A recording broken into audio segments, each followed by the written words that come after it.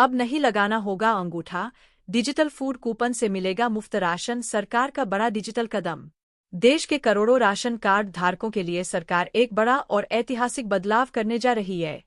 अब मुफ्त राशन लेने के लिए न तो लंबी लाइन में खड़े होने की जरूरत होगी और न ही अंगूठा लगाकर बायोमेट्रिक ऑथेंटिकेशन की परेशानी झेलनी पड़ेगी। सरकार डिजिटल फूड कूपन के जरिए मुफ्त राशन देने की तैयारी कर चुकी है। दरअसल, केंद्र सरकार अगले महीने central bank digital currency (CBDC) यानी डिजिटल फूड करेंसी का एक पायलट प्रोजेक्ट शुरू करने जा रही है। यह योजना सीमित संख्या में लाभार्थियों के लिए होगी और इसकी शुरुआत चंडीगढ़, पुडुचेरी और गुजरात के 3 जिलों में की जाएगी। इस पायलट प्रोजेक्ट के तहत लाभार्थियों को हर महीने मुफ्त राशन के बदले डिजिटल फूड कूपन दिए जाएंगे। ये कूपन सीधे लाभार्थियों के मोबाइल फोन पर मौजूद इनेबल्ड डिजिटल वॉलेट में ट्रांसफर किए जाएंगे। इसके बाद लाभार्थी किसी भी चिन्हित राशन दुकान या आउटलेट पर जाकर दुकानदार का QR कोड स्कैन करेंगे और अपने हक का मुफ्त अनाज प्राप्त कर सकेंगे।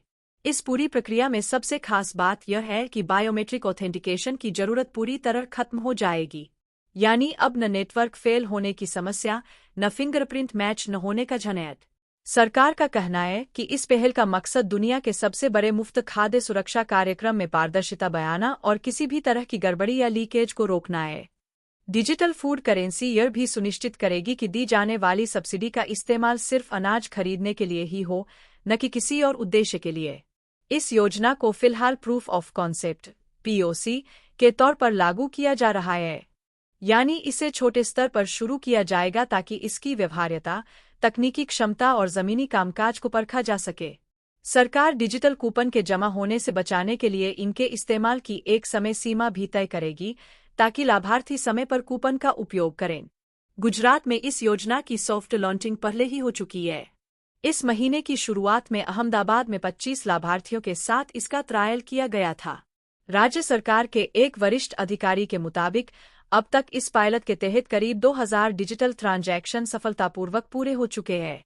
अगले महीने गुजरात में इस योजना का दायरा बढ़ाया जाएगा और आनंद, साबरमती और दाहोद जिलों को इसमें शामिल किया जाएगा। वहीं चंडीगढ़ और पुडुचेरी में स्थिति थोड़ी अलग है।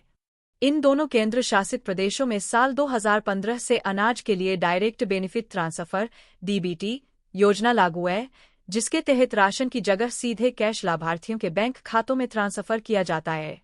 यहाँ फिजिकल राशन की दुकानें मौजूद नहीं हैं। ऐसे में सरकार इस बात पर विचार कर रही है कि डिजिटल फूड करेंसी को स्वीकार करने वाले विशेष आउटलेट्स या दुकानों की पहचान कैसे की जाए, जहां से लाभार्थियों को मुफ्त अनाज मिल सके।